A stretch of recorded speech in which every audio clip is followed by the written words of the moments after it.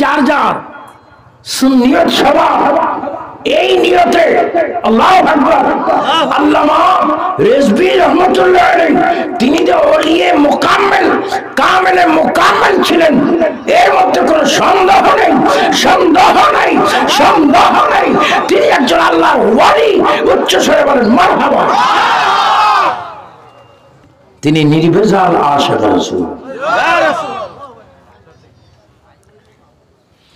কারণ রেজভী স্মরণে মাহফিল, আমি যদি শুধু রেজভী শব্দের বিষয় যদি শুধু তাকরীর করি, আমাকে কমপক্ষে 1 সপ্তাহ সময় দিতে হবে। তারপরে ওনার শান, ওনার কেরামত, ওনার বহস মোনাজারা, ওনার ব্যক্তিত্ব, ওনার যে বাহাদুরি, ওনার যে ইমানের পাওয়ার, এগুলো আলোচনা শেষ করে যাওয়া। এত বড় একজন ব্যক্তি ছিলেন। স্মরণ সভা কি স্মরণ করবেন? আপনাদের আসছেন, বসতে পারছেন, এটাই তো আল্লাহ পাক আপনার গুনার ব্যবস্থা, গুনাহ মাফ করার ব্যবস্থা করে দিয়েছেন। যার জিকির এতক্ষণ আমরা করেছি, ওয়া যিকরুস সালিহিনা কাফারা, ওই যে নামাজে আমরা